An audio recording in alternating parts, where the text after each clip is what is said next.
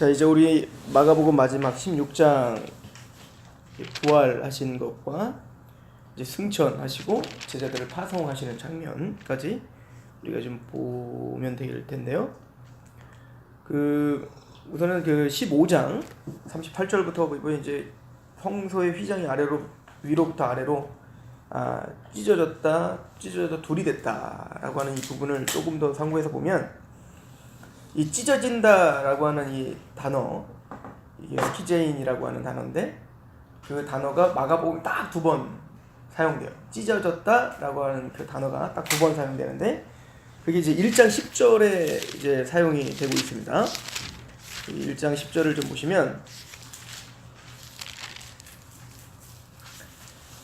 하늘로부터 소리가 나기를 너는 곧 물에서 올라오실 새 하늘이 갈라짐과 성령이 비둘기같이 자기에게 내려오심을 보고, 이 갈라지다가 스키제인이에요. 그러니까 하늘이 찢어진 거죠. 말로 직역하면 하늘이 찢어져서 거기에 이제 내려오는 거예요. 그러니까 이제 예수 그리스도의 이 구속 사역, 특별히 이 십자가와 부활의 사역, 또 예수님이 이 땅에 성육신하신 이 사역을 이제 하늘과 땅을 연결하고 하늘의 문이 열리는 장면들로 많이 이제 좀 사용하는 것 같아요. 요한복음 1장에 보면, 우리가 잘 알듯이 요한복음 1장에 51절에 보면 이런 말씀이 있어요. 또 이르시되 진실로 진실로 너에게 이르노니 하늘이 열리고 하나님의 사자들이 인자 위에 오르락내리락 하는 것을 보리라 하시니라, 이런 말씀이 있는데요. 이건 뭐 저는 이제 성경공부하면서 이제 자주 좀 들으셨겠지만, 하늘이 열리고 그 하늘과 땅을, 하늘이 열리고 인자 위에, 그죠? 인자는 여기서 예수님이시죠, 그죠? 인자 위에 천사들이 오르락내리락 하는 것을 보리라, 사자들이 오르락내리락 하는 것을 보리라. 이거는 이제 뭐를 이제 연상할 수밖에 없냐면 베델이죠. 그러니까 야곱이 베델에서 꿈을 꿨을 때 환상 중에 하늘이 열리고 사닥다리가 하늘부터 땅까지 연결하여 그 위에 천사들이 오르락내리락 하는 걸 본단 말이에요. 즉 이 환상의 내용은 하나님과 땅을 연결하는 유일한 사닥다리, 어찌 보면은 하나님과 땅이, 인간이 지금 뭔가 가로막혀 있고 지금 뭔가 끊어져 있단 말이에요. 그런데 그 하늘이 열릴 수 있게, 열려 땅과 하늘을 연결시키는 사닥다리가 바로 예수이시다, 인자이시다 라고 하는 우리 메시지로 들을 수 있죠. 그리고는 야곱이 이 환상을 보고 뭐라고 하냐면, 내가 이곳에 하나님이 계시는 줄 몰랐구나, 그래서 하나님이 거하시는 집이다 라고 해서 벳엘이라고 지은 거죠. 베이트는 이제 집이라는 뜻이고 엘은 하나님이니까 하나님의 집인 거예요. 그래서 이제 요한복음은 뭘 강조하고 있냐면, 예수님이 육신 입고 이 땅에 거하시는 것. 그래서 이제 요한복음 1장에 말씀이 육신 입고 이 땅에 거하심에 우리가 그 영광을 보니 아버지 독생자의 영광이요 은혜와 진리가 충만하다라 할 때 그 거하시다라고 하는 단어 자체가 장막을 치시고, 그러니까 이 땅의 장막, 하나님을 만날 수 있고 하나님과 화목하게 되는 곳, 하나님의 임재가 있는 곳, 이게 바로 장막, 성막인데, 예수님이 이 땅에 오신 것부터가 바로 하나님이 이 땅에 장막을 치신 것이다. 즉 하나님의 집은 누구신 거예요? 바로 예수님이시죠. 그래서 예수님이, 요한복음 2장은 바로 내가 성전이다, 그래서 무너뜨려라, 내가 3일 만에 세울게 라고 해서 예수님이 바로 성전이시며, 이 얘기는 간단하게 말해서 하나님과 인간을 화목하게 하는 화목 제물이시며 성전이시며 제사장이시며, 그죠? 그렇게 이제 설명을 하고 있는 거죠. 그래서 이제 예수님께서 세례를 받으실 때 하늘이 열리고, 하늘이 찢어졌어요. 그죠? 하늘이 열리고 거기에 이제 성령이 비둘기같이 내려오시면서 이는 내 사랑하는 아들이고 내 기뻐하는 자다 라고는 음성이 나오시죠. 자, 그렇게 찢어지는 것처럼 뭐가 찢어지냐면 바로 성막에, 예수님이 십자가에 죽으실 때 성소와 지성소를 가르고 있던 이 성막, 휘장이죠. 이 휘장이 위에부터 아래까지 쫙 찢어져 버리고, 이제는 누구나 이제 우리가 성막을 보면 이 성소 안에는 제사장밖에 못 들어가지 않습니까? 그런데 유대인들도 이 성소 안에는 못 들어오는 거예요. 레위인도 다 못 들어가요. 제사장만 들어오고, 그런데 지성소까지는 또 대제사장만 들어간단 말이에요. 그러니까 그걸 가로막고 있단 말이에요. 휘장이 가로막고 또 가로막고 있단 말이에요. 그런데 바로 그 위에 있는 휘장, 뒤에 있는 성소와 지성소를 가르고 있는 그 휘장이 찢어짐으로 이제는 그 어떤 그 구별됨이 이제 어떻게 된 거예요? 합해진 거죠. 그죠? 그렇게 된 거예요. 그래서 예수님의 십자가는 바로 그 육체의 찢어짐으로 말미암아 우리가 하나님께 담대히 나아갈 수 있는 통로가 되었다라고 하는 것을 우리에게 상기시켜주고 있죠. 자, 그리고는 예수님께서 그 안식 후 첫날 이제 부활을 하셨습니다. 부활에 대한 의미는 우리가 본문 흥용 공부를 하거나 이럴 때 이미 자주 이야기를 했는데, 자, 예수님의 십자가 사건은 그 단번에 예수께서 그의 피를 가지시고 이 땅의 성소가 아니라 하늘의 성소로 들어가신 거예요. 그죠? 그래서 예수께서 십자가에 죽으실 때 그 피를 들고 대제사장인 예수께서 이 땅에 보여지는 예루살렘 성전이 아니라 하늘의 참 성소에 들어가 하나님 앞에 참된 그 제사를 드리신 거죠. 그 얘기는 이제 히브리서에 그 자세하게 기록이 되어 있죠. 히브리서 8장을 가보시면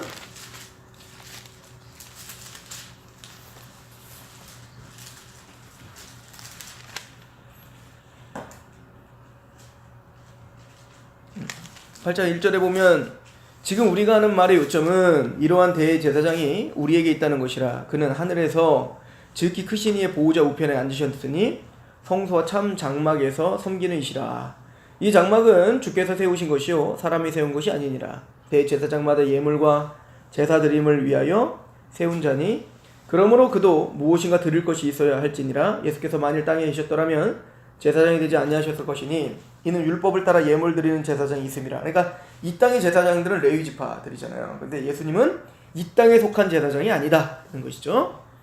5절에 그들이 섬기는 것은 하늘에 있는 것의 모형과 그림자라. 모세가 장막을 지으려고 할 때 지시함을 얻은 것 같으니 이르시되 삼가 모든 것을 산에서 내게 보이던 본을 따라 지으라 하셨느니라. 그러나 이제 그는 더 아름다운 직분을 얻으셨으니 그는 더 좋은 약속을 세우시는 더 좋은 언약의 중보자시라. 첫 언약이 무임하였다면 둘째 것을 요구할 일이 없었으려니와 그들의 잘못을 지적하여 말씀하시되 주께서 이르시되 볼지어다 날이 이르리니 내가 이스라엘 집과 유다 집과 세울 새 언약을 맺으리라. 또 주께서 이르시기를 이 언약은 내가 그들의 열조의 손을 잡고 애굽 땅에서 인도하여 내던 날에 그들과 맺은 언약과 같지 아니하도다. 그러니까 구약의 예법대로 드리는 제사들이 있었지만 그게 온전하고 그게 정말 우리의 죄를 사할 수 있었다면 하나님께서 새 언약을 체결할 이유가 없죠. 그러나 하나님께서는 우리가 진짜 구원받을 수 있는 방법은 새 언약을 통해서다 라고 하는 걸 보여줬어요.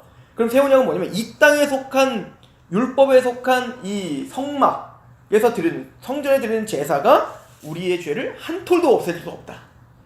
오직 참 장막, 참 성소이신 하늘에 있는 장막에서 하늘의 제사장이신 예수가 드리는 제사만이 우리의 유일한 속죄의 근원이시다 라는 거예요. 이걸 위해서 이게 언제 이루어진 거예요? 예수님이 십자가 사건에서 바로 이 제사가 온전히 단번에 영원히 이루어졌다.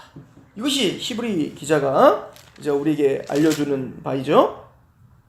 그래서 이제 그 11절에 보면 또 각각 자기 나라와 사람과 각각 자기 형제를 가르쳐 이르기를 주를 알라 하지 아니할 것은 그들의 작은 자로부터 큰 자까지 다 나라 알미라. 내가 그들의 불의를 국률로 그들의 죄를 다시는 기억하지 아니하리라 하셨으니 새 언약이라 말씀하셔서 첫 것은 낡아지게 하신 것이니 낡아지고 새하는 것은 없어져 가는 것이니라. 그러므로 이제 율법에 속한 그런 제사는 끝난 거예요. 그죠? 이제 그거는 새하여지고 끝난 겁니다. 제의적 율법은 없어지는 겁니다. 이제 새 언약이신 예수 그리스도를 통해서 단번에 영원히 드려진 그 제사가, 그죠? 우리를 속죄하고 그것이 바로 새 언약이다 라고 하는 것을 보여주는 거예요. 그래서 이제 9장으로 넘어가시면 9장이 이렇게 말하죠. 첫 언약도 섬기는 예법과 세상에 속한 성소가 있더라. 예비한 첫 장막이 있고 그 안에 등잔대와 상과 진설병이 있으니 이는 성소라 일컫고, 또 둘째 휘장에 있는 장막을 지성소라 일컫으니 금양로와 사면을 금으로 싼 언약궤가 있고 그 안에 만나를 담은 금 항아리. 여러분들 여기 보면 조금 이제 성막을 좀 아시는 분은 이게 좀 이상하다고 좀 생각이 들어야 돼요. 왜 그러냐면 첫 장막과 둘째 장막이 있는데, 그죠? 성소와 지성소가 있으면 기물들이 있다고요? 성소의 기물은 세 가지입니다. 떡상이 있고, 그리고 그 앞에 7 촛대가 있어요. 증단대가 있죠? 그리고 요 앞에 뭐가 있냐면 바로 향단이 있고 그 위에 뭐가 향로가 있는 거예요. 그러니까 원래 향로도 다 어디에 있는 거예요? 첫 번째 장막에 있는 거예요. 그런데 여기서 보면 성소에는 떡상과 등잔대가 있다. 그리고는 향로가 어디 있대요? 두 번째 성소에 지성소에 향로와 법궤가 있다는 거예요. 원래 지성소에는 법궤만 있는 거거든요. 그럼 왜 향로가 이 안에 들어가 있을까요? 향로가 이 안에 들어갈 수 있는 건 1년에 딱 한 번밖에 없어요. 뭐냐면 대제사장이 대속죄일 날 향로를 들고 들어가야 되는 거예요. 그러므로 지금 이건 뭘 배경하고 있는 거예요? 바로 대속죄일을 지금 배경으로 하고 있는 거죠. 그러니까 대제사장이 1년에 한 차례 이스라엘의 모든 죄를 사하는 그 제사를 드리러 들어간 것처럼 바로 예수께서 십자가에 죽으신 것은 진짜 영원한 대속죄일. 그죠? 이거는 이제 그 대속죄일은 1년에 한 차례지만 이제 영원 중에 이 우주가 시작되고 마치는 그때까지 있을 딱 한 차례 있을 대속죄일이었던 거예요. 이게 뭐가? 예수님의 십자가에 죽으시는 말입니다. 예수님 십자가에 죽으심으로 대제사장이 그의 피를 가지고 참성소까지 가신 겁니다. 그래서 제사를 드리신 거죠. 그래서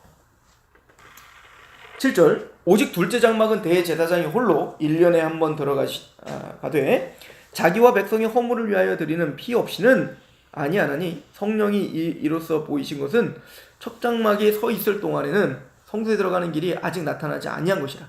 이 장막은 현재까지 비우니 이에 따라 드리는 예물과 제사는 섬기는 자를 그 양심상 온전하게 할 수 없다. 그러니까 그 율법에 속한 제사, 이 모든 것들은 다 비유예요.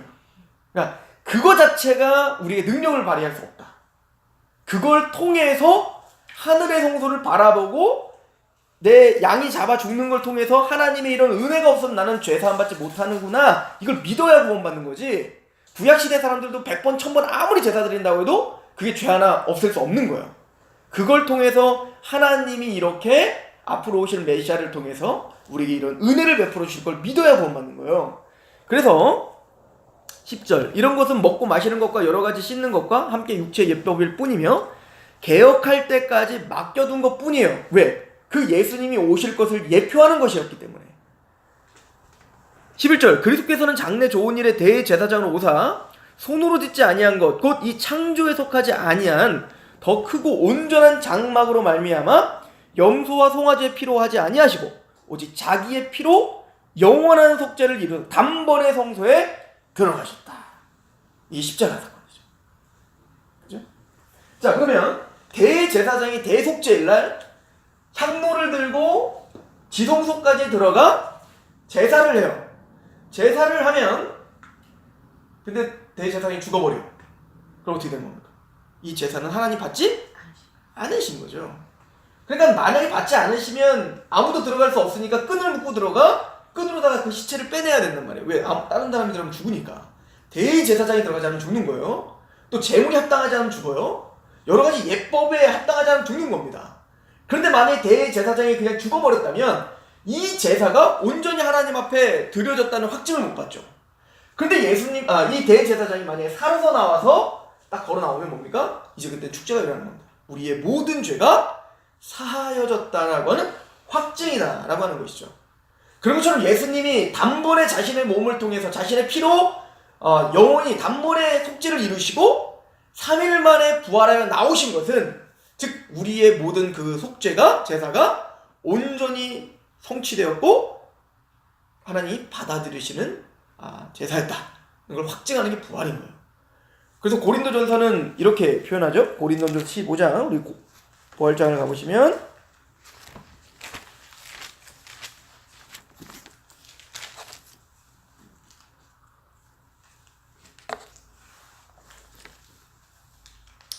14절 보십시오. 그리스도께서 만일 다시 살아나지 못하셨다면 우리가 전파하는 것도 헛것이요 또 너희 믿음도 헛것인 거예요. 부활이 없다면 그 십자가의 제사를 우리가 어찌 확증할 수 있겠냐는 거죠. 그리고 17절도 말합니다. 그리스도께서 다시 살아나신 일이 없으면 너희의 믿음도 헛되고 너희가 여전히 죄 가운데 있는 거죠. 그래서 우리는 부활의 증인이라고 하는 거예요. 왜요? 그 부활을 통하여 우리가 예수님의 십자가의 속죄 사역이 온전히 성취되었고, 그죠? 그리고 예수님은 십자가에 죽으실 뿐만 아니라 부활하심으로 말미암아 우리에게 영원한 생명을 주셨다라고 하는 확증을 주는 게 부활인 겁니다. 그러니까 예수님의 십자가는 나의 죄를 위해, 내 죄를 속죄하기 위하여 죽으신 것이고, 예수님의 부활하심으로 말미암아 내가 의인됐다라는 확증이 생기는 겁니다. 그래서 로마서는 이렇게 설명하죠. 로마서 4장을 가보시면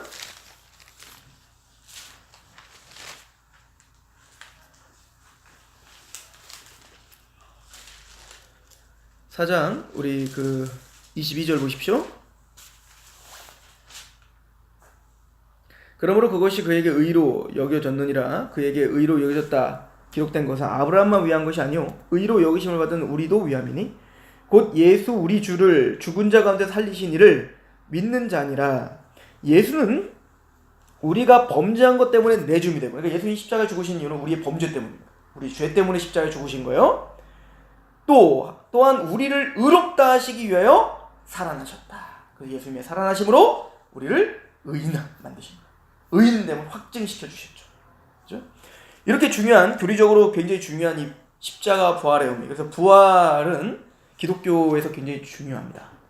그래서 그 안식 후 첫날 예수께서 부활하시죠. 42절에 보면 우리 마가복음 15장으로 다시 돌아와서 16장 1절에 보면 이제 부활하는 장면이 나오죠. 16장 1절에 안식일이 지남에 막달라 마리아와 야고보의 어머니 마리아와 또 살로메가 가서 예수께 바르기 위하여 향품을 사다가 두었다가 안식 첫날 매우 일찍이 해 돋을 때에 그 무덤으로 가며. 그래서 이 여인들이 안식일 날은 못 움직이잖아요. 그러니까 움직일 수도 없고 일할 수도 없고 장례를 치를 수 없으니까 그 전 이제 금요일 날 예수님이 죽자마자 아리마대 요셉이랑 니고데모가 부랴부랴 장례를 치르고, 그리고 안식일 날은 다 거기 갈 수가 없으니까 안식 후 첫날, 안식 후 다음날 이제는 움직여도 되는 그 시기가 되자마자 바로 이 여인들은 그냥 쏜살같이 달려가는 거예요. 향품을 다 준비해서 그 예수님께 발라드리기 위해서 달려가는 거죠. 갔더니 무덤에 예수님이 없었더라는 것이죠. 그래서 지금 이 말씀을 보면 사실은 제자들은 두려워서 여기 오지도 못해요.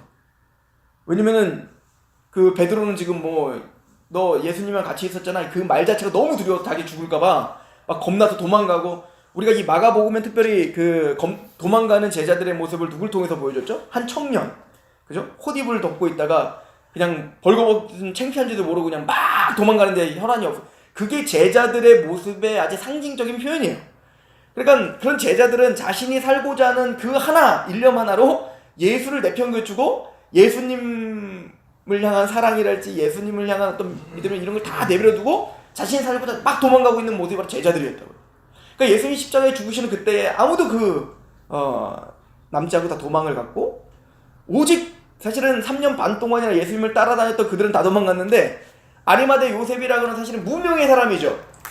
예수님이 공생애가 때문에 도대체 어디 있다 온 사람인지도 모르고, 근데 그런 묵묵히 예수님을 믿고 있었던 사람이 와서도 그 밤에 만났던 니고데모, 그죠? 관원. 근데 또 이제 하나님 그렇게 사용하신 거예요. 왜냐면 아리마대 요셉이랄지 또 니고데모 정도 돼야 시체를 달라 할 수 있거든요. 그래서 시체를 가져다가 아리마대 요셉은 부자라 이렇게 표현하고 있는데 자기의 개인 무덤에다가 이제 한 거죠. 그런데 이제 이 여인들은 부활의 아침에 부활했는지 몰랐지만 예수님의 십자가의 죽으심 그것 때문에 항상 마음에 이제 어찌 보면 거기 간다는 것 자체가 여러 가지 논란거리를 만들 수 있는 거거든요. 그럼에도 불구하고 이들의 마음은 안식 후 첫날 바로 뛰어갈 수밖에 없었다는 것이죠. 사실은 이런 내용들을 이 예수님을 쫓아다니는 이 여인들을 이미 누가복음은 한번 좀 정리하고 있거든요. 그걸 한번 좀 가보았으면 좋겠는데, 우리 누가복음 8장을 한번 보시면, 자, 8장 1절에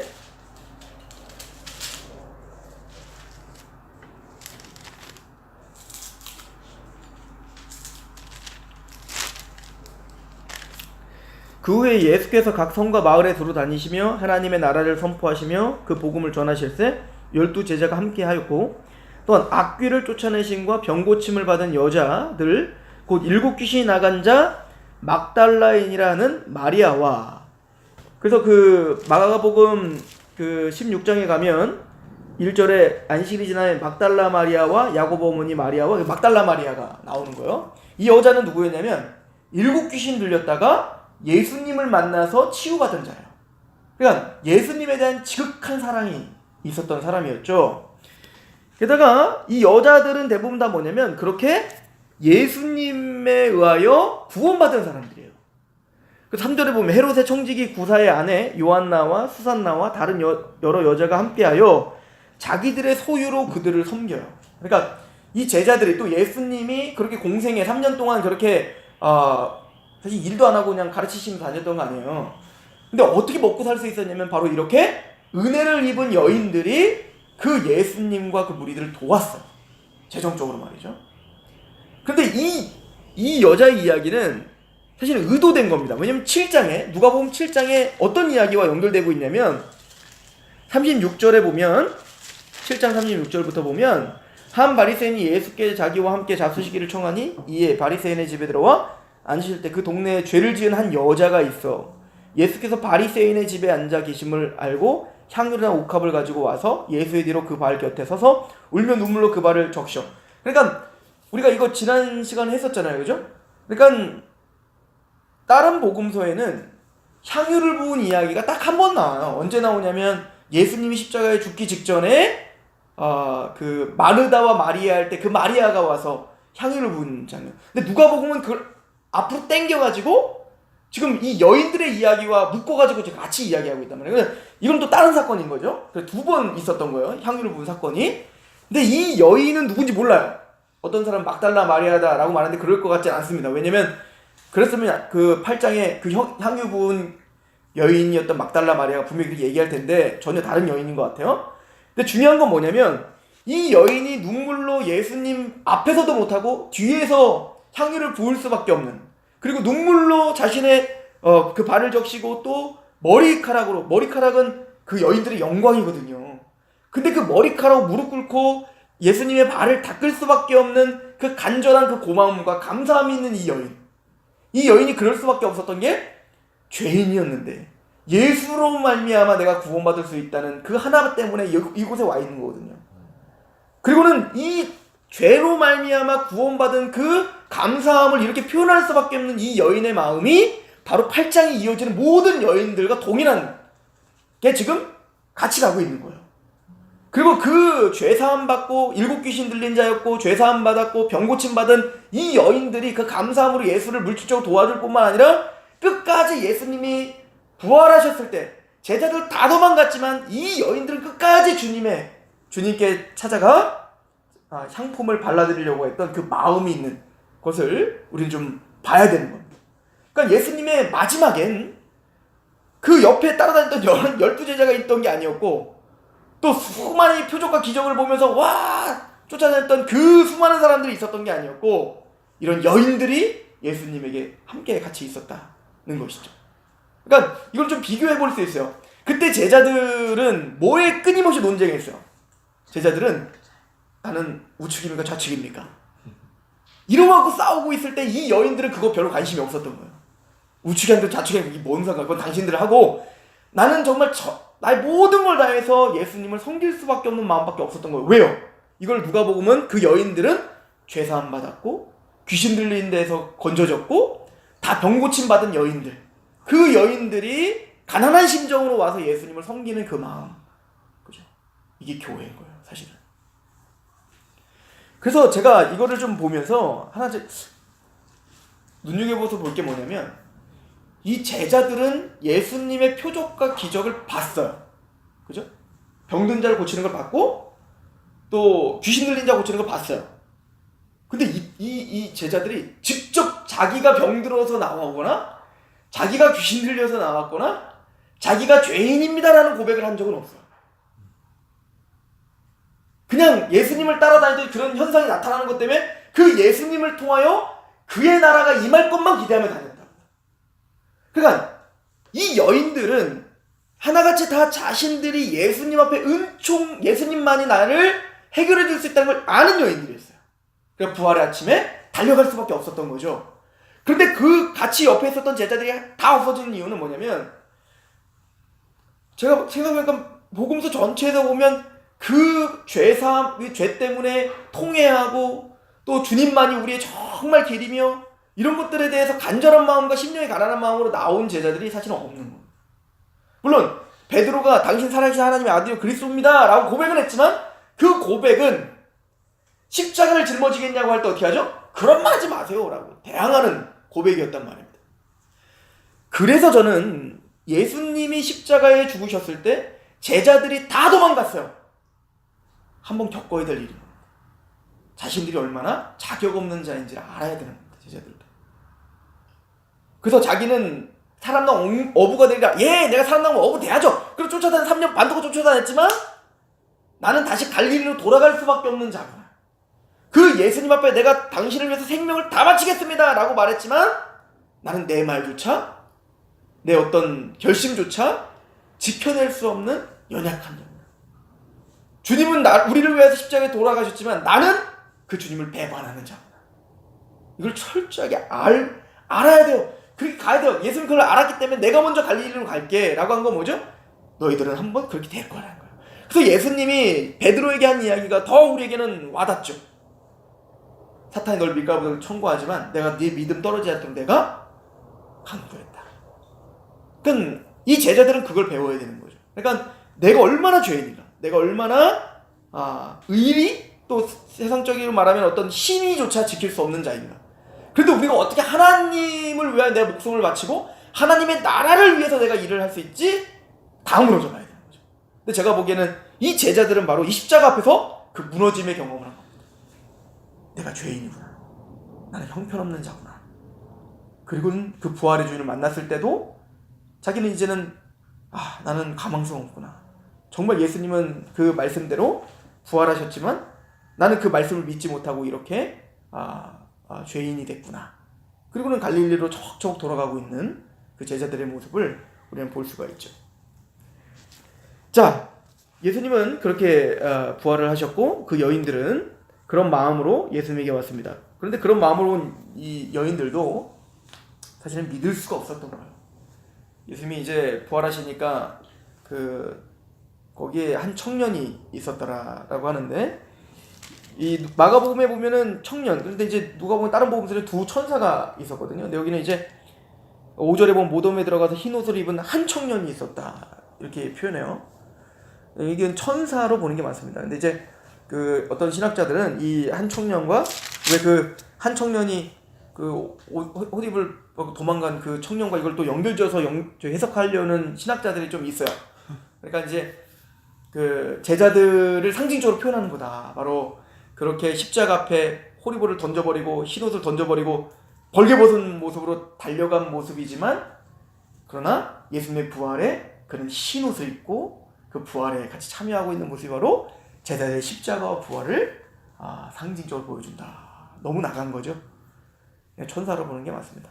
뭐 그냥 의도가 있었을지라도. 자, 아무튼 천사를 보고 그 청년이 이제 놀라지 말고 그가 살아나셨다라고 말하지만, 그래서 이 여인들이 제자들에게 달려갈 거 아니에요. 이제 11제자에 가서 예수님이 살아나셨다. 근데 믿지를 못하는 장면입니다. 자, 그때 이제 그 9절에 보면 첫 번째 이제 부활을 본 게 바로 이제 첫 번째 여자들이고요. 두 번째 본 사람들이 있는데 그 사람들은 바로 예수님의 제자들 중에 두 명이 봅니다. 그게 이제 그 12절이죠. 12절에 그 후에 그들 중 두 사람이 걸어서 시골로 갈 때 예수께서 다른 모양으로 그들에게 나타나시니 두 사람이 가서 남은 제자들에게 알리었을 때 역시 믿지 아니하더라. 이 두 제자는 누군지 정확하게 알 수는 없어요. 물론 이제 누가복음에 이름이 나와요. 근데 이들이 어디를 가고 있었냐면 엠마오로 가고 있었습니다. 자, 그런데 지금 마가복음이 강조하고 있는 건 뭐냐면 믿지 못하더라요. 그러니까 여기도 보면 그 11절에 듣고도 믿지 못하더라. 또 13절도 보시면 역시 믿지 아니하시니라. 그러니까 그 여인들도 천사가 아무리 얘기해도 듣고도 믿지 못하고, 또 그 여인들이 11제자에게 가서 얘기했는데 그들도 잘 믿지 못하고, 또 이걸 다 듣고 엠마오로 두 제자들도 또 믿지 못하고.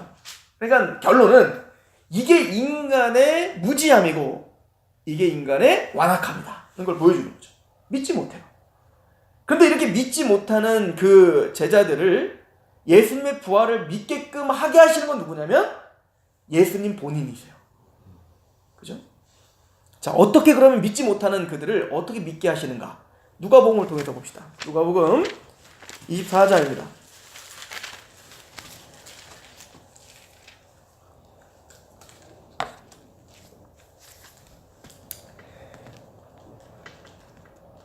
자, 24장 13절에 보면 그 마가복음의 두 제자의 이야기가 좀 더 구체적으로 설명되어지고 있는 거예요. 13절에 그날에 그들 중에 둘이 예루살렘에서 25리 되는 엠마오라는 마을로 가면서, 그러니까 이들은 이제 예루살렘에 있다가 들었겠죠. 예수님 부활했다는 소리를 들은 거야, 그 여인들한테. 그러니까 두 제자가 이제 흩어진 거예요. 이 두 제자는 저기 11제자는 아닙니다. 다른 제자예요. 예수님을 그냥 따라다녔던 이름 모를, 여기 이름 나오긴 하는데 다른 제자들인데, 예루살렘에서 예수님 부활했다는 소리 듣고 이제 엠마오로 가는 거예요. 그 시골로 가는 겁니다. 가면서 이제 둘이 대화를 나누는 겁니다. 14절에 이 모든 된 일을 서로 이야기하더라. 그들이 서로 이야기하며 문의할 때 예수께서 가까이 이르러 그들과 동행하십니다. 그들이 갑자기 나타나셨어요. 근데 그들의 눈이 가리어져서 그인 줄을 알아보지 못하거늘. 그러니까 정말로 예수님이 부활한 몸으로 옆에 있는데도 그분이 예수님인 걸 못 알아봐요. 왜 그러면 그 모습을 다르게 하셨기 때문이다. 마가복음에 그렇게 써있고, 여기서는 그 제자의 눈을 가렸다, 이렇게 표현하고 있어요. 근데 이거는 상징적 표현이에요. 또 상징적 의미가 있죠. 어떤 거? 이들은 영적인 눈이 가려져 있다는 거예요. 그죠? 17절에 예수께서 이르시되 너희가 길 가면서 서로 주고받고 하는 이야기가 무엇이냐 하시니 두 사람이 슬픈 빛을 띠고 머물러 서더라. 그러니까 영적인 눈이 가려진 상태로 예수님의 십자가 부활을 믿지 못하는 그들은 슬퍼요. 그 한 사람이 글로바, 이 이름이 나오죠. 글로바라고 하는 자가 대답하여 이르되 당신이 예루살렘에 체류하면서 요즘 거기서 된 일을 혼자만 알지 못하냐? 그러니까 이거는 전 이스라엘, 예루살렘 전체가 사실 이제 다 알고 있는 유명한 사건이에요. 예수님 십자가에 죽으셨다 부활했다는 건, 시체가 없어졌다는 거. 이르시되 무슨 일이냐? 이르되 나사렛 예수의 일이니 그는 하나님과 모든 백성 앞에서 말과 일에 능한 선지자다. 선지자라고 고백을 합니다. 우리 대제사장들과 관리들이 사형 판결을 넘겨주어 십자가에 못 박았느니라. 우리는 이 사람이 이스라엘을 속량할 자라고 바랐노라. 이뿐 아니라 이 일이 일어난 지가 사흘째요. 또한 우리 중에 어떤 여자들이 우리로 놀라게 하였으니 이는 그들이 새벽에 무덤에 갔다가 그의 시체는 보지 못하고 와서 그가 살아나셨다 하는 천사들의 나타남을 보았다 함이라. 또 우리와 함께 한 자 중에 두어 사람이 무덤에 가 과연 여자들이 말한 바와 같은 바툼을 보았느니라. 이게 베드로예요. 베드로 막 그 얘기 듣자마자 막 뛰어가서 한번 확인했거든요.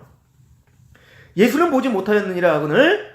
자, 25절에 보면 예수님이 이제 책망하시죠. 이르시되 미련하고 선지자들의 말한 모든 것을 마음에 더디 믿는 자들이요, 그리스도가 이런 고난을 받고 자기의 영광에 들어가야 할 것이 아니냐 하고 이에 모세와 모든 선지자의 글로 시작하여 모든 성경에 쓴 바 자기에 관한 것을 자세히 설명하시니라. 그들이 가는 마을에 가까이 가매 예수는 더 가려고 하는 것 같이 하시니 그들이 강권하여 이르되 우리와 함께 유하시다. 때가 저물어가고 날이 이미 기울었나이다 하니 이에 그들과 함께 유하러 들어가니라. 그들과 함께 음식 잡수실 때 떡을 가지사 축사하시고 떼어 그들에게 주시니 그들의 눈이 밝아져 그인 줄을 알아보더니 예수는 그들에게 보이지 아니하더라. 그러니까 예수님이 옆에 있는데 예수님을 알아보지 못했던 그들이에요. 그러니까 부활의 주님의 이야기를 아무리 들었지만 그들은 영적 눈이 떠지질 않았어요. 근데 언제 그들이 진짜 믿음이 생겼나요? 주님을 만났을 때입니다.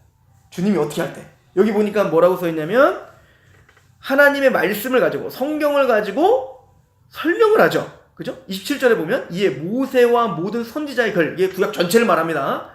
이 구약을 가지고 시작하여 모든 성경에 쓴 바 자기에 관한 것을 자세히 설명하시는 거예요. 구약 성경을 가지고 예수님에 대해서 설명하는 겁니다.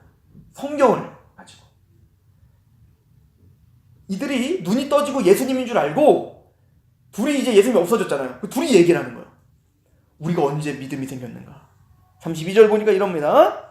그들이 서로 말하되 길에서 우리에게 말씀하시고 우리에게 성경을 풀어주실 때 우리 속에 마음에 뜨거움이 있지 않으더냐. 믿음은 이렇게 생기는 거다. 뭘 봐서가 아니다. 예수님을 3년 반 동안 따라다녔지만 이런 믿음이 없었죠. 예수님 십자가 부활을 보지를 못했죠. 영적인 맹인이었습니다. 이게 마가복음과 마태복음, 누가복음 모든 복음서의 싸움이었지 않습니까? 누가 맹인이냐? 누가 병든 자냐? 누가 귀신 들린 자냐? 그죠? 예수님이 십자가 부활을 영적인 눈으로 보지 못했던 모두가 맹인이요. 또 이 제자들조차 그 예수를 더디 믿는 자들 아니었습니까? 언제 그럼 그들의 눈이 밝아져? 예수를 알아보게 되고 언제 그 마음에 뜨거워 믿음이 생기는 겁니까? 십자가에서 죽으시고 3일 만에 부활하시고 주님께서 친히 말씀을 가지고 성경을 가지고 그 말씀을 풀어주실 때에 그 마음에 뜨거움이 있는 거예요. 믿음은 들음의 사람의 들음은 그리스도의 말씀으로 말미암는 겁니다. 저는 이렇게 복음서가 결말을 지어주고 있다는 게 참 감사한 일인 거예요. 그러니까 우리의 믿음이라는 건 뭘 봐서 믿는 게 아니라 뭔가 다 이해돼서 믿는 게 아니라 하나님의 정확한 말씀이 선포됐을 때 그 말씀이 주님께서 직접 오셔서 우리 마음을 여셔야 우리가 믿음이 생기는 거예요. 자, 이런 일들은 계속 반복이 되죠. 우리 사도행전도 마찬가지예요. 그러니까 보세요. 이 누가복음은 누가 썼어요? 누가 썼죠? 누가가 썼죠. 그 누가는 이 예수님이 제자들을 어떻게 믿음을 주신가를 말하고 그렇게 믿음이 생긴 제자들이 또 다른 사람들에게 복음을 전할 때도 똑같은 현상으로 복음이 믿어진다는 걸 보여줍니다. 그래서 사도행전을 보시면 누가가 이제 이어서 쓴 거예요. 사도행전도. 사도행전 16장에 가면 루디아 이야기가 이렇게 연결되어지는 거지 않겠습니까? 16장 13절에 보면 안식일에 우리가 기도할 곳이 있을까 하여 문 밖 강가에 나가 거기 앉아서 모인 여자들에게 말하는데 두아디라시에 있는 자색옷감 장사로서 하나님을 섬기는 루디아라는 한 여자가 말을 듣고 있을 때, 이 루디아는 성경 모르는 여자가 아니겠죠. 유대인이라고요. 그러니까 지금 유대 여자들끼리 안식일에 모여서 아마 여기는 회당이 형성이 안 돼 있는 곳인 것 같아요. 만약에 바울은 다른 곳마다 있으면 회당에 가서 바로 이제, 그러니까 남자 정족수가 있어요. 남자 수 한 10명인가? 그럼 회당이 세워지는 거거든요. 근데 지금 여기는 회당이 없어. 안식일날 회당이 없는 거 보면 남자가 그렇게 많지 않은 거 같아요. 유대인 남자가. 근데 유대 여자들끼리 모여서 기도 처소를 만들어서 아마 유대인들끼리 같이 기도해. 이 여인이 성경을 몰랐겠냐고요. 구약을. 그죠? 그런데 두아디라시에 있는 자색옷간 장사로 하나님을 섬기는 루디아라는 한 여자가 바울이 그 말씀을 가지고 누구를 가르쳐 얘기했을까요? 예수를 증거했겠죠. 그죠? 말을 듣고 있을 때 주께서 그 마음을 열어 바울의 말을 따르게 하시죠. 동일한 얘기예요. 주님께서 직접 그 마음을 여셔야 되는 거예요. 주님께서 그 맹인의 눈을 뜨게 하시고 병든 자를 고쳐주시고 사탄을 내어쫓듯이 진짜 우리에게 필요한 건 예수님의 십자가와 부활의 사건 이후에 우리의 영적인 눈을 뜨게 하셔서 그 복음, 그 말씀을 통하여 예수가 보이게 되고 그 예수님의 십자가 부활 사건이 바로 이렇게 증거된 거구나, 그리고 이렇게 성취된 거구나 라고 하는 마음이 뜨거움으로 그걸 믿게 하는 역사. 주님이 아니시라면 아무리 제자들이 3년 반 동안 예수를 쫓아다니고 어떤 기적을 체험하고 어떤 능력을 보았다 할지라도 절대 믿음이 생길 수 없는 겁니다. 부활의 주님께서 우리 마음을 여셔야 되는 거예요. 뭘 통해서? 말씀을 통해서 여시는. 아니, 생각해보면 예수님이 그냥 예수님이 그냥 알아, 그냥 뭐 말씀 말할 필요 없이 그냥 마음을 열어가지고 그냥 믿음 생기게 하면 될 거 아니에요? 근데 꼭 말씀으로 성경을 가르쳐 주시고 그리고 말씀이 깨달아 알아가게 하여 마음이 뜨겁게 하는 겁니다. 이게 하나님이 우리에게 믿음을 주신 방편입니다. 그래서 이거를 너무너무 잘 알았던 베드로가 뭐라고 이야기하는 거야? 바울이 뭐라고 합니까? 우리 디모데 후서를 잠깐 가보시죠.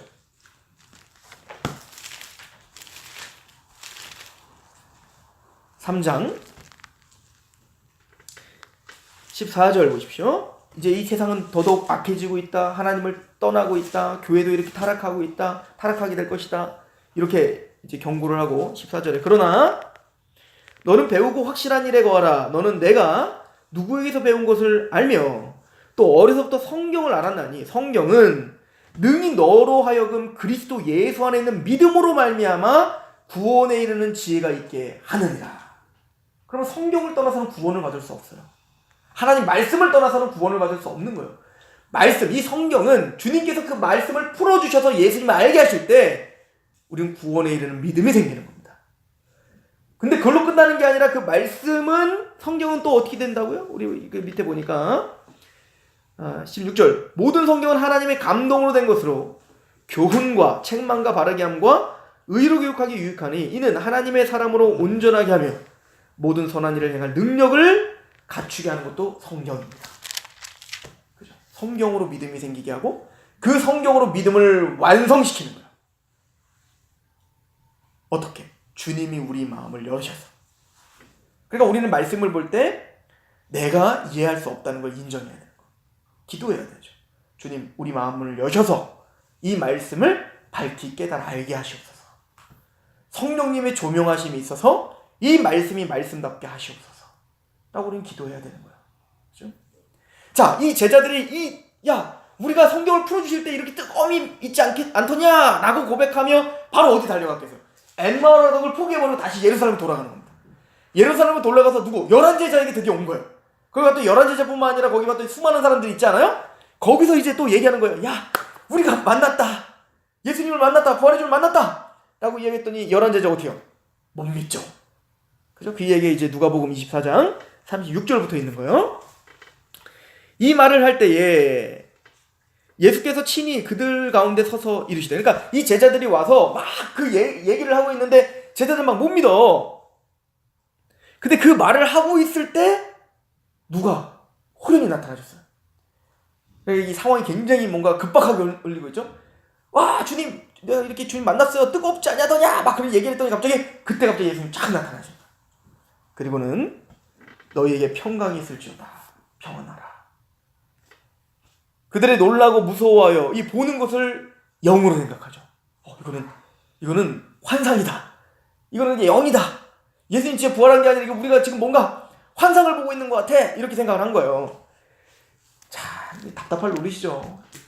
여자들이 말해도 못 믿어. 제자들이 말해도 못 믿어. 예수님 직접 나와도 이건 사실은 근데 이해도 가요. 정말 믿어지지가 않는 거예요. 38절에 예수께서 이르시되 어찌하여 두려워하며 어찌하여 마음에 의심이 일어났느냐. 내 손과 발을 보고 나인 줄 알라. 또 나를 만져보라. 영은 살과 뼈가 없으되 너희 보는 바와 같이 나는 있다. 육체가 부활하신 거죠. 정확하게 이 말씀을 하시고 손과 발을 보이시나 그들이 너무 기쁨으로 아직도 믿지 못해요. 슬퍼서 믿지 못하고 기뻐서 믿지 못하고 하여튼 결론은 뭐냐면 믿질 못하는 거죠. 자, 그러면 두 제자에게 믿음을 주시는 방법은 뭐였어요? 성경을 통하여 마음을 열어 믿어지게 하죠. 그럼 이 제자들은 어떻게 믿어질까요? 동일합니다. 예수님이 이제 그들에게 믿음을 주시기 위하여 뭐 하십니까? 44절 또 이르시되 내가 너희에게 42절은 참 재밌는 거예요. 생선 한 토막 먹을 거 좀 줘봐. 왜 드시는 거예요? 배고파서? 내가 육체라는 걸 보여주려고 지금 봐봐, 생선 먹는 거 봐봐, 여기 이거 어떻게 먹어? 그러면서 지금 보여주는 거라고요. 참, 예수님. 44절에 또 이르시되 내가 너희와 함께 있을 때 너희에게 말한 바 곧 모세의 율법, 선지자의 글, 시편에 나를 가리켜 기록된 모든 것이 이루어져야 하리라 한 말이 이것이라. 이 세 가지가 뭔지 아시죠? 토라, 네빈, 케투빔. 그래서 그 토라, 율법을 토라라고 부르고요. 그리고 선지자의 글은 네빔이라고 불러요. 그리고 그 시가서는 케투빔이라고 불러요. 그래서 그 앞에 첫 번째 것만 따서 타낙이라고 불러요. 그러니까 유대인들의 구약 전체를 타낙이라고 부르는 거예요. 그러니까 여기서 말하는 건 뭐냐면 타낙입니다. 그러니까 구약 전체를 말하면 우리로 보면 구약이죠. 구약에서 나를 가리켜 기록된 모든 것이 이루어져야 해요. 나가 예수님에 대한 기록이다. 구약이. 그러니까 아까 두 제자에게 풀어주신 것처럼 그 성경 전체를 가지고 예수님을 풀어주시는 겁니다. 그리고는 그럼 구약 전체 예수를 가리켜 기록된 건데 예수님의 45절 이게 기록됐다는 거예요. 구약은 이에 그들의 마음을 어떻게 해요?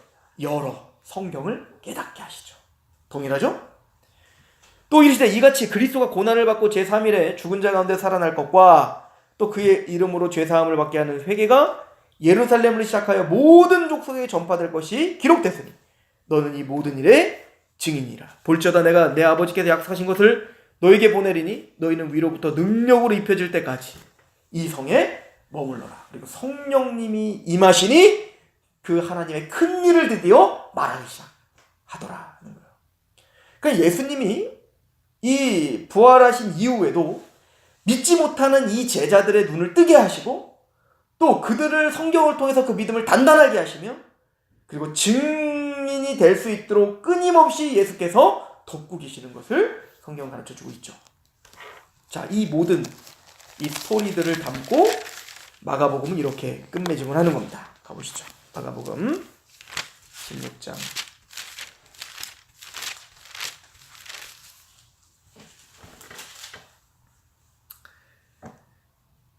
자 14절에 그 후에 11제자가 음식을 먹을 때 그래서 이 먹던 음식 드린 거예요. 생선한 토마 다 연결이 되죠.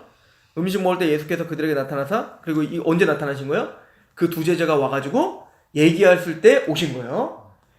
그러니까 같이 봐야 되는 겁니다. 그 상황을 다 알려면 그들의 믿음 없는 것과 마음이 완악한 것을 꾸짖으셨어요. 근데 이 꾸짖으셨다는 거 마가복음 이렇게 끝내지만 꾸짖으셨다는 건 뭐죠? 뭐 하기 위한 꾸짖으시며 그들에게 믿음을 주시기 위해서 책망하시면서 믿음을 주시기 위하여 생선 잡수시고 자신의 창자고 만져보라 하시고 성경을 다 풀어주셔서 마침내는 그들의 마음을 열어 믿음을 주셨다가 여기 다 담겨있는 얘기죠. 그죠? 이는 자기가 살아난 것을 본 자들의 말을 믿지 아니함이로라. 또 이르시되 그러니까 그렇게 믿게 하신 후에 예수님께서 또 이르시되 너희는 온천을 다니며 만민에게 복음을 전파하라. 믿고 세례를 받는 사람은 구원을 얻을 것이고 믿지 않는 사람은 정죄를 받게 될 것이다. 그리고는 믿음을 갖게 하신 다음에 그들을 파송하시죠. 이걸 이제 마태복음을 통해서 우리가 봐야 되잖아요. 마태복음 28장에 보면 너희는 예루살렘과 온 유대와 사마리아 땅끝까지 이르러 내 증인이 되라.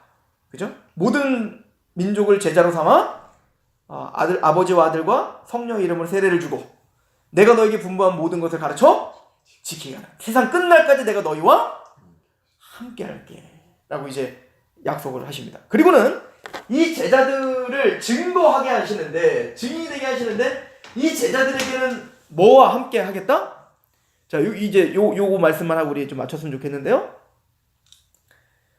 17절에 믿는 자들에게는 이런 표적이 따르니 곧 그들이 내 이름으로 귀신을 내쫓으며 새 방언을 말하며 뱀을 집어올리며 무슨 독을 마실지라도 해를 받지 아니하며 병든 사람에게 손을 얹은즉 낫는 역사가 일어날 거예요. 표적과 기사가 나타날 것이다 하는 것이죠.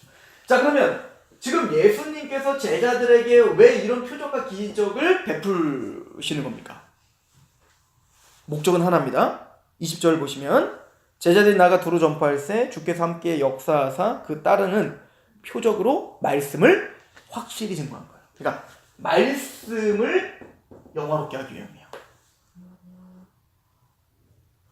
그 말씀 성경을 풀어주실 때 믿음이 생기지 않습니까? 근데 제자들도 똑같아요. 그들의 말을 통하여 믿음이 생겨야 돼요. 그죠? 그들의 말은 예수 그리스도의 말이라는 권세가 있어야 돼요. 권위가 있어야 돼요. 그래서 예수님이 말씀을 전파하실 때 표적과 기적을 보여줬던 것 똑같이 제자들에게도 표적과 기적을 보여주는 겁니다. 왜? 아직 그때까지 성경의 기록이 완성되어 있지 않았기 때문에 그들의 증언이 예수의 말이며 예수의 말이 곧 하나님의 말씀이라는 것을 권위를 줘야 되기 때문에 그런 겁니다. 그러므로 자, 이 부분을 그러면 이 제자들에게 이 표적과 기적이 나타난 이 현상이 오늘날에도 편만하게 나타나야 되는 걸까요? 아니면 제자들에게 국한되는 것일 거야? 이게 이제 우리의 논쟁인 거예요. 그럼 오늘날 이제 신비주의자들은 이 표적과 기적이 그러므로 오늘도 여전히 나타나야 된다. 그래서 강조하는 게 뭐예요? 방언하라 이거예요. 방언. 그죠? 방언을 하라. 병 고치는 은사가 있다. 이걸 굉장히 강조한단 말이에요. 자, 이걸 칼빈이 뭐라고 하냐면 제가 여기다 적어놓고 다니는 거예요. 칼빈이 한 얘기를 제가 읽어드릴게요. 여기 있네요. 마침 새벽 예배 때 이제 설교 준비하다가 이걸 제가 여기다 써놔서 제가 한번 읽어드릴게요. 칼빈이 이걸 어떻게 주석하고 있나? 그리스도께서는 이것이 임시적인 은사인가 아니면 그의 교회 안에서 영원히 지속될 은사인가 하는 점에 대해서는 정확히 말하고 있지는 않는다. 우린 그걸 다 알 수는 없습니다. 그러니까 하나님이 오늘날에도 이런 기적을 일으킬 수 있을까요? 없을까요? 있죠. 당시 새롭고 아직 알려지지 않고 있던 복음을 밝히 드러내는 뜻에서 그 당시만을 위해서 기적이 약속되었다고 보는 것이 더 타당한 것 같다. 근데 칼빈이 보기에는 이런 표적과 기적이 오늘날에 편만하게 이루어지는 것으로 믿지 않고 제자들이, 사도들이 성경을 기록하고 복음을 증거하고, 사실은 그때는 복음이 생소한 거잖아요. 그 복음의 영광을 덕하기 위하여 표적과 기적을 보여 지금 지원사격하고 있는 거로 보는 게 맞다, 이렇게 보는 거예요. 물론 이 세상은 배은망덕 때문에 이 특권이 상실된 것이지만 이 기적의 진정한 목적은 출발점에 있는 복음의 교훈에 충분한 보장을 주려는 것이었다고 보겠다. 그러므로 이 표적과 기적, 이런 현상들은 오늘날 안 일어나는 게 아니에요. 일어날 수 있어요. 복음이 전혀 모르는 곳에서 이런 기적들이 일어나겠죠. 그런데 복음 처음 제자들이 이제는 복음을 전해야 되고 그 제자들의 터 위에 누가 세워져야 돼요? 우리가 세워줘야 되는 거라고요. 자, 이걸 에베소서 2장 20절에 이렇게 말하죠. 너희는 사도들과 선지자의 터 위에 세우심을 입었다. 그러니까 사도와 선지자는요, 교회의 터예요. 그러니까 사도와 선지자는 반복되는 그 직책이 아니라, 직분이 아니라 교회가 시작될 때 터를 닦아주는 사람들이에요. 터는 또 닦을 필요 없는 거예요. 한 번 닦으면 따요. 예수 그리스도의 터를 닦아줄 자가 사도와 선지자. 그러니까 예수님의 말씀을 계시로 받아 예수님을 대신하여 우리에게 전파한 자들이 바로 사도와 선지자들입니다. 그러므로 이 터를 닦기 위해서 사도와 선지자들에게 표적과 기적을 통하여 이것이 바로 하나님의 권세 있는 하나님의 말씀이야를 보여주기 위한 표적과 기적이었다, 이렇게 보는 거예요. 저도 이렇게 보는 거예요. 왜 그런지 우리가 설명을 해보면, 오늘날에도 분명히 그런 표적과 기적이 일어날 수는 있으나 오늘날 이루어지고 있는 표적과 기적이 정말, 그래서 이제 근데 이렇게 강조하면 안 된다는 거죠. 그래서 오늘날 방언하라는 거예요. 근데 오늘날 이루어지는 방언이 과연 이 예수님이 말하고 있는 이 표적과 기적에 부합되냐 이거예요. 그러니까 아무 말도 모르는, 아무도 알아듣지 못하는 그냥 막 그런 방언들, 그리고 그 방언을 강조하시는 분은 오늘 구절을 갖고 곧바로 예수님이 믿는 자에게는 방언한다고 했잖냐 그러면서 막 강조하는 거거든요. 그럼 첫 번째 하나를 물어봐야 되는 건 뭐냐면, 이거를 그렇게 강조하려면 새 방언을 말하며 귀신을 내쫓으며 18절도 강조해야죠. 뱀을 집어올리며 무슨 독을 마실지라도 해를 받지 아니하며. 이거 문자적으로 오늘날도 그럼 일어나야 되는 거 아니에요? 믿는 자들에게. 그럼 제자들에게는 이게 정말 문자적으로 일어났나요? 일어났죠. 사도행전 28장을 가보세요.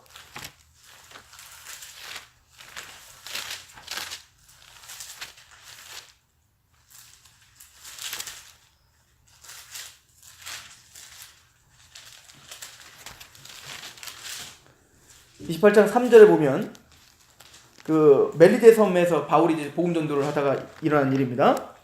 이제 뭐 3절에 바울이 나무 한 묶음을 거두어 불에 넣으니 뜨거움으로 말미암아 독사가 나와 그 손을 물고 있는지라.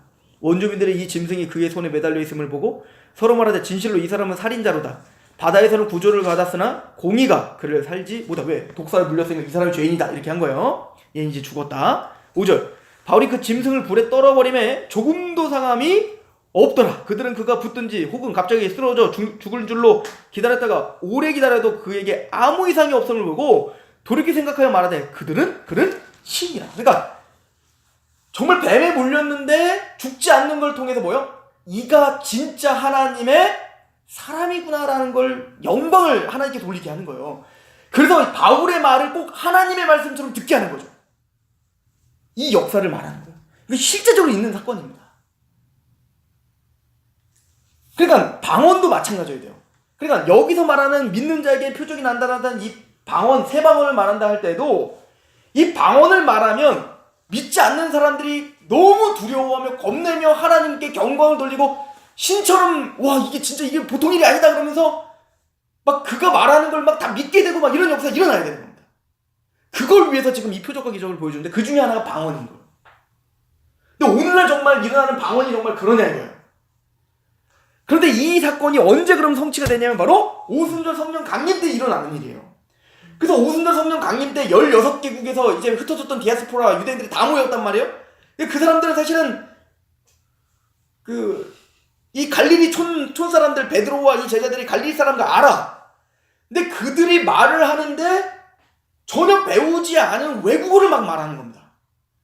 거기에 충격을 받아갖고 그 16개국에 온 사람들이 뭐라고 하냐면 야, 이 사람들은 갈릴리 사람들 아니냐. 우리가 다 알고 있는데 이들이 어찌 우리 언어를 하는가. 너무 놀라서 그들이 말하는 말을 집중하게 되고 하나님께 영광을 돌리게 된단 말이에요. 그래서 그들이 말을 할 때 근데 아무 말이나 하는 게 아니라 뭘 얘기했대죠? 사도행전을 가보시면 2장 가보세요.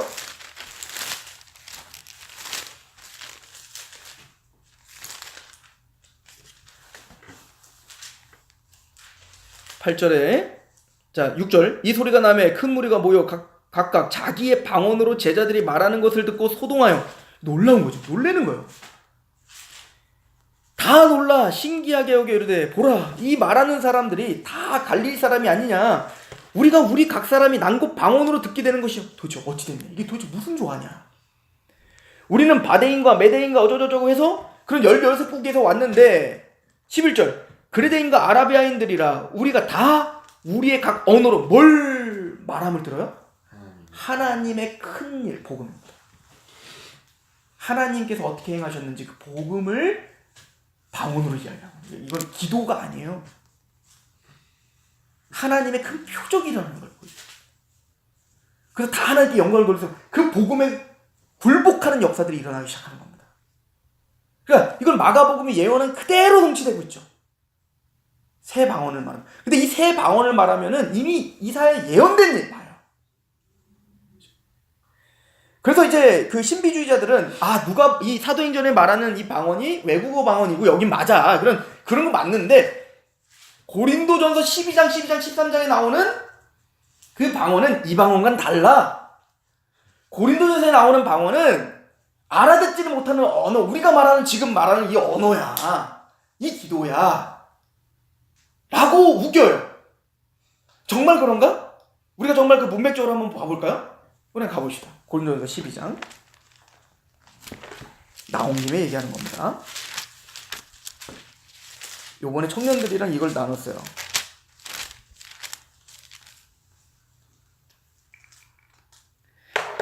자, 특별히 이들이 강조하고 있는 것은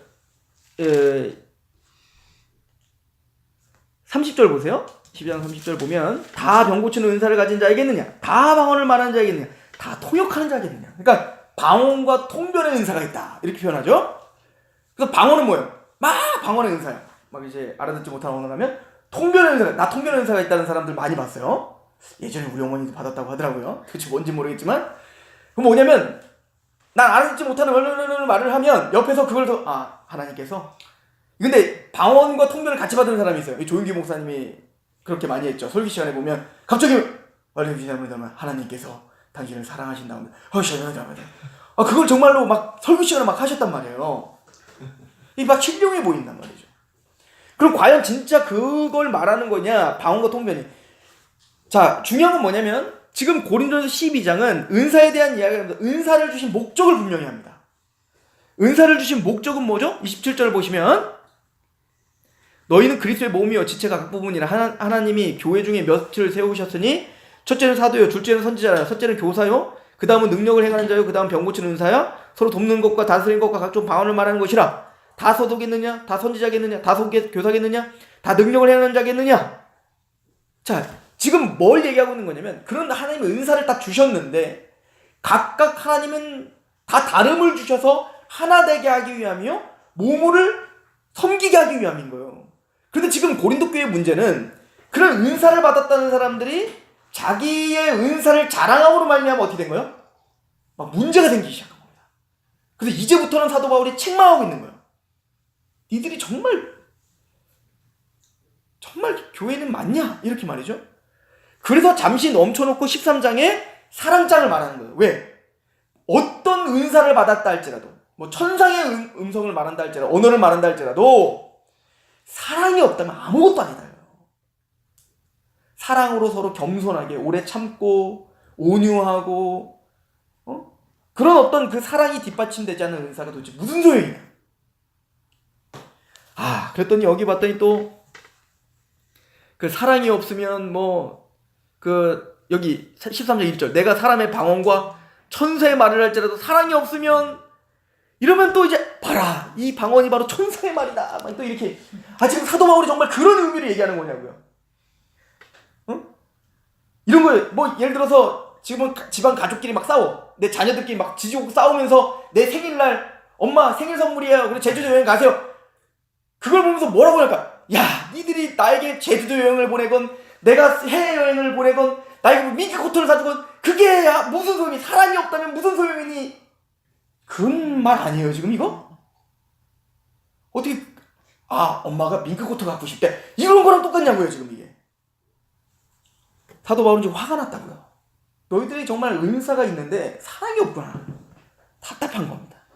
그리고 14장부터 다시 본론으로 들어와 은사를 갖고 있는 것에 대하여 지금 질 수 없는 것에 대하여 책망하는 거예요. 그리고 뭐랍니다. 14장 1절 사랑을 추구하며 신령한 것들을 사모하되 특별히 예언하려고 너희는 힘써라. 이 예언이라는 건 뭐냐면, 예언이라니까 또 뭐라 그래, 막 미래 예측하고 막 그거 아니요.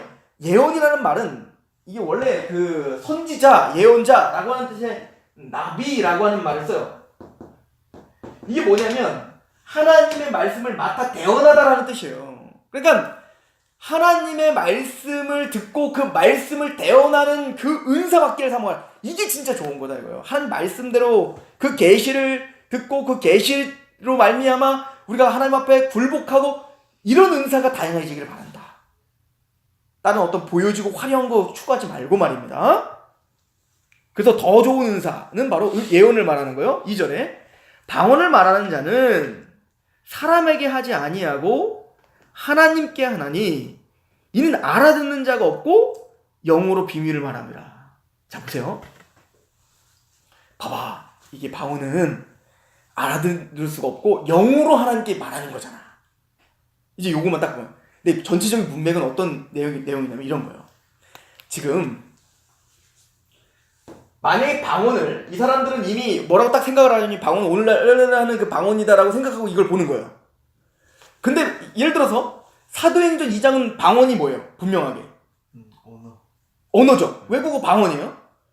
그런데 성경에는 분명히 외국어 방언이라는데 성경에는 나와 있지도 않은 그런 거를 이미지를 가지고 이걸 볼 이유는 없죠.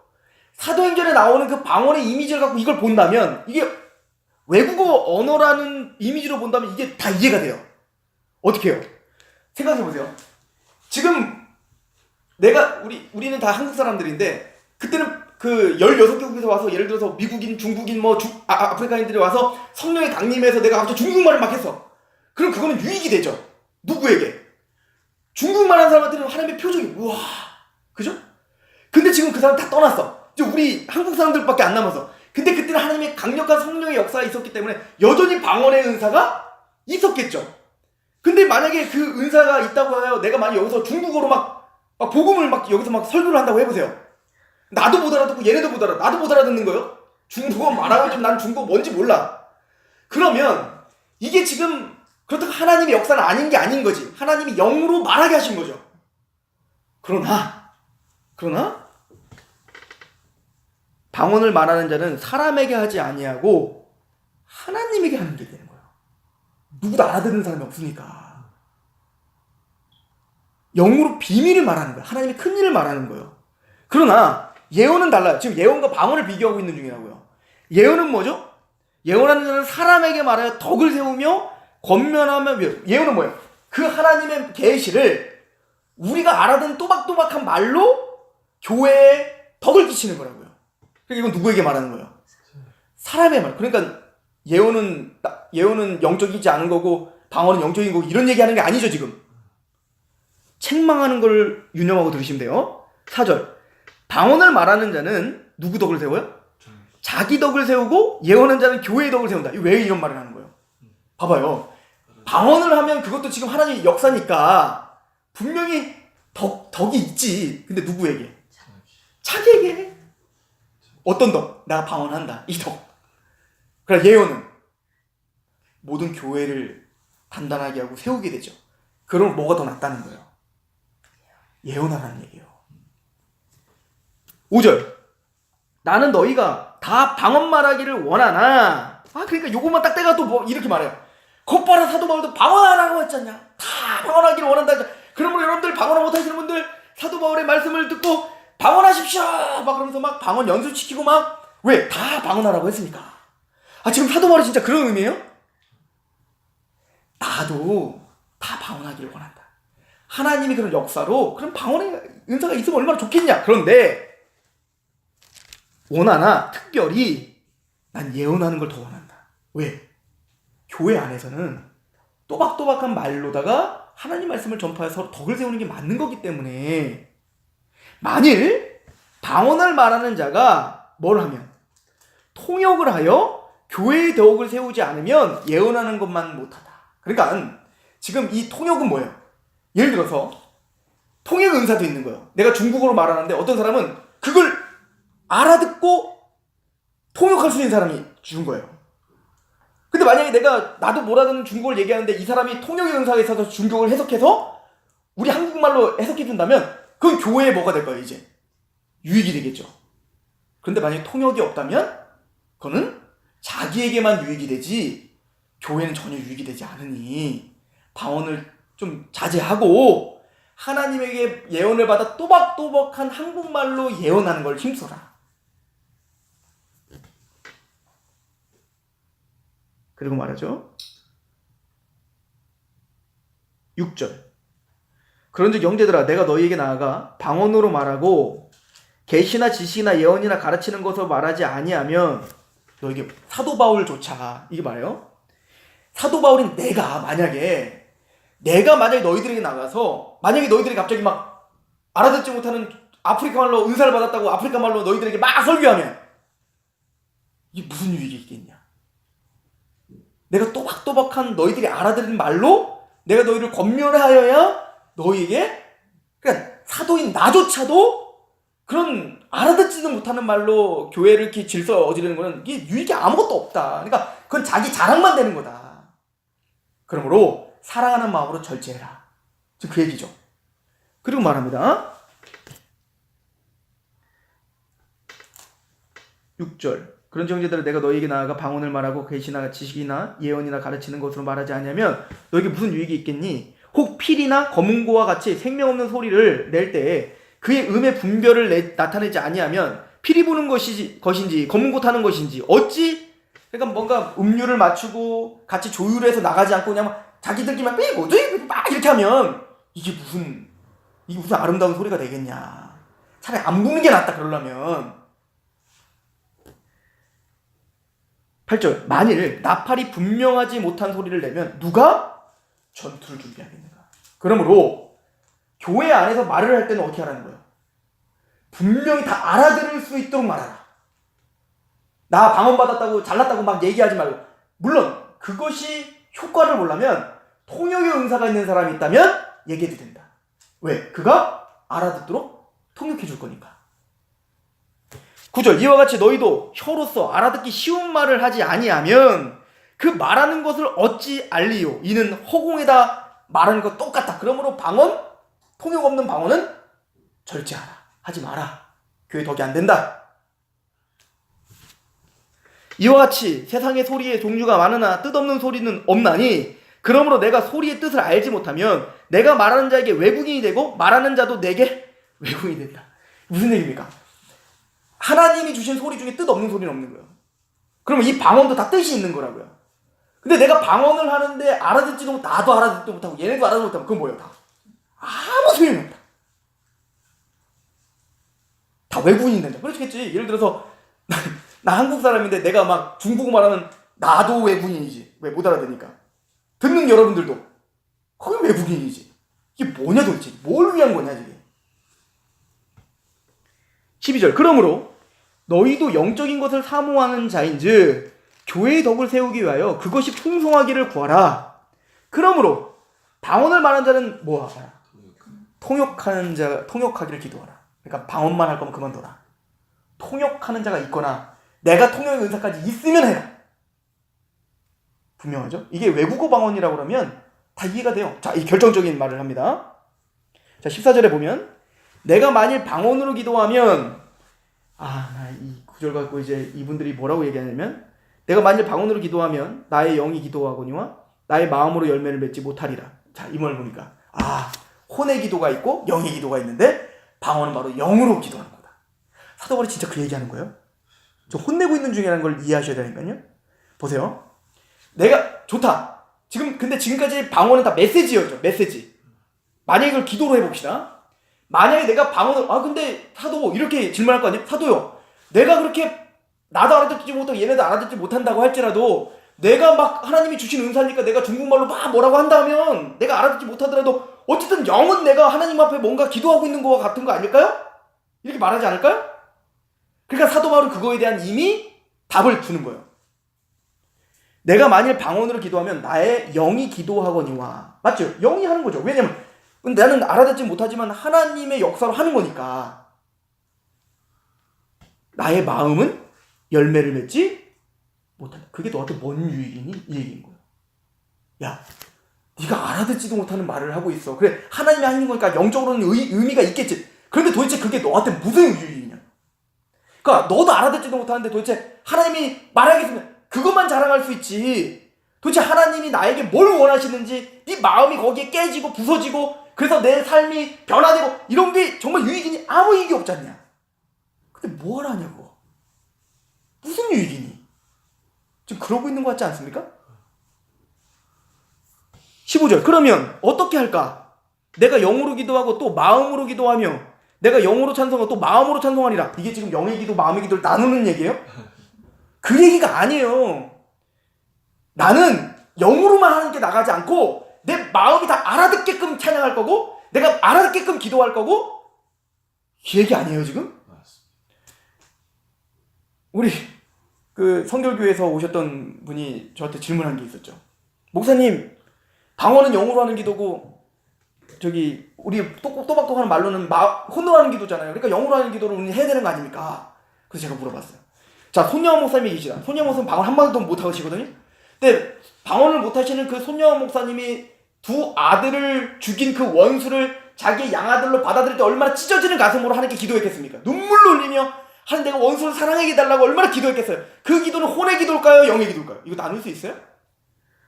그리고 영의 기도, 혼의 기도를 나누는 것 자체가 이미 성경적이지 않아요. 영과 혼은 함께 가는 겁니다. 그럼 사도 바울은 지금 방언을 질서 없이 하는 걸 지금 비판하고 있는 거예요. 나는 영으로 기도하고 마음으로 기도하며 내가 영으로 찬송하고 마음으로 찬송하는 거다. 이 얘기인 거예요. 마음과 영이 따로 갈 수 없다. 그렇지 아니하면 내가 영으로 축복할 때 알지 못하는 처지에 있는 자가 내가 무슨 말을 하는지 알지 못하고 내 감사에 어찌 아멘 하겠냐. 예를 들어 봐세요. 나는 영으로 축복하고 나는 마음으로는 안 해도 돼. 이렇게 한다고 해봅시다. 그러면 갑자기 제가 권사님에게 와서 아멘 시험해봐요. 그럼 아멘 해야 되는데 뭔 말인 줄 알아야 아멘 하지. 바울이 지금 그 얘기하는 거예요. 내가 지금 그래 영으로 말한다고 해보자. 영으로 말하고 혼으로는 안 한다고 해보자. 그럼 나한테도 유익이 없고 그 사람 도대체 뭘로 다 아멘 하겠니? 너나 나나 아무 유익이 없어. 저는 아무리 봐도 그렇게 보이는데요. 그리고 말합니다. 17절. 너는 감사를 잘하였으나 그러나 다른 사람은 덕을 받지 못한다.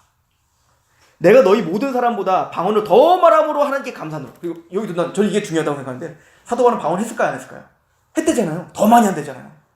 근데 사도 바울이 여기서 빼놓고 방언하라 소리 한 적이 있어요? 없어요? 단 한 번도 없습니다. 사도 바울의 마음에는 아무것도 아닌 거예요. 이거. 복음을 깨닫게 하는 도구일 뿐인 거예요.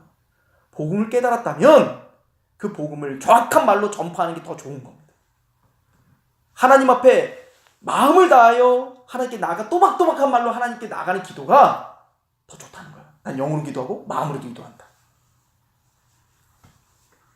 그리고 말합니다. 19절. 그러나 내가 방언을 더 말해요. 그러나 교회에서 내가 남을 가르치기 위하여 깨달은 마음으로 5마디 말을 하는 것이 1만 마디 방언하는 것보다 낫다. 나 그래 방언 안 한다. 난 차라리 내가 깨달은 복음을 십자가 외에는 자랑하지 않기로 결정했고, 십자가 외에는 전하지 않기로 결정했고, 십자가에는 알지 않기로 결정했다. 왜 그거보다 앞서는 게 있는가? 왜 그거보다 자랑하는 게 있는가? 난 그래서 방언 자랑하지 않는다. 이 얘기 아니에요? 근데 오늘날은 완전 다 바꿨어요. 다 완전 지금 바울이 말하는 맥과는 너무 정반대의 이야기들을 하고 있습니다. 이 구절을 가지고 너무 이상해요. 그리고 아주 중요한 얘기하죠. 보세요. 20절. 형제들아, 지혜는 아이가 되지 말고 악에는 어린아이가 되라. 지혜는 장성한 사람이 되라. 율법에 이르다 주께서 이르시되 내가, 자 여기 중요한데요. 지금 사도 바울이 이사야서 28장을 지금 예를 들고 있어요. 인용합니다. 방언에 대해서.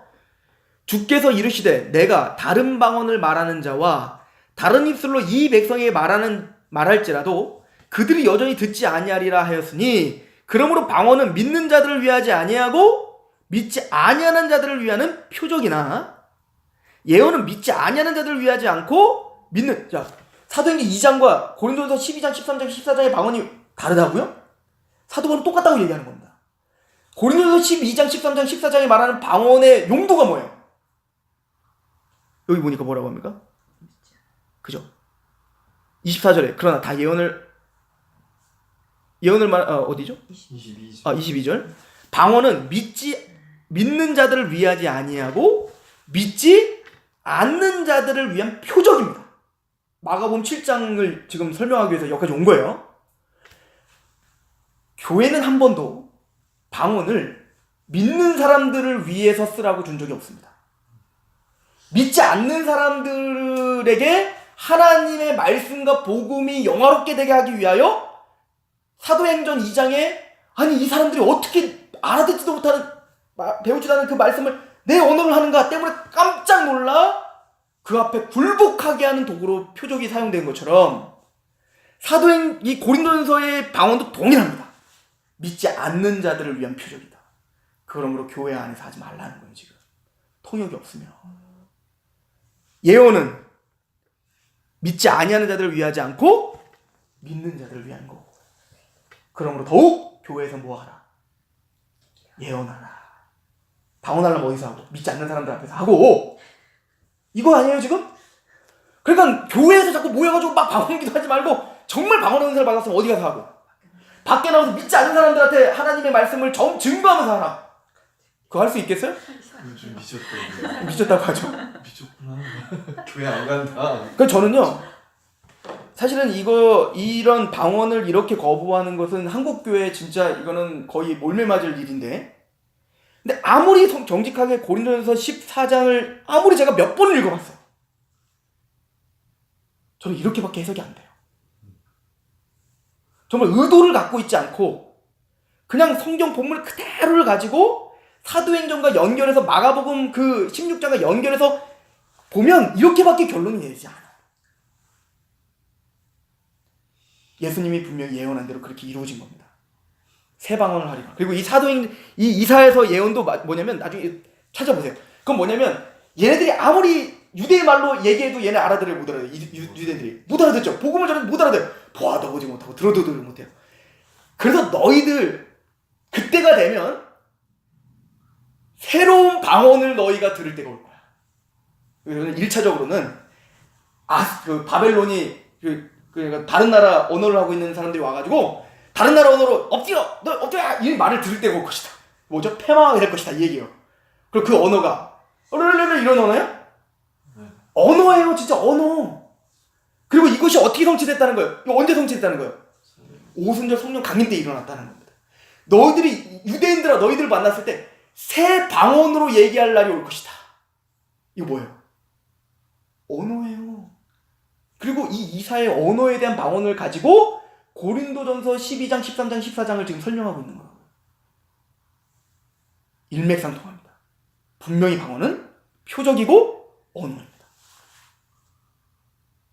그러므로 다시 16장으로 돌아와 결론을 내면 마가복음 16장 17절의 말씀 믿는 자들에게 이런 표적이 따르리니 곧 그들이 내 이름으로 귀신을 쫓아내며 새 방언을 말하며 뱀을 집어올리며 무슨 독을 마실지라도 해를 받지 아니하며 병든 사람에게 손을 얹은즉 나으리라. 이게 다 제자들에게서 다 성취됐습니다.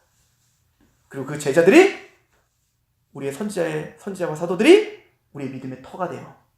그들이 증거하신 말씀이 그 계시가 그 성경 66권이 터가 돼요. 우리는 그 권위를 하나님의 말씀으로 듣는 자들인 거예요. 그렇게 보는 게 합당합니다. 그리고 예수님은 하나님의 나라를 가르쳐 주시고 승천하셨습니다.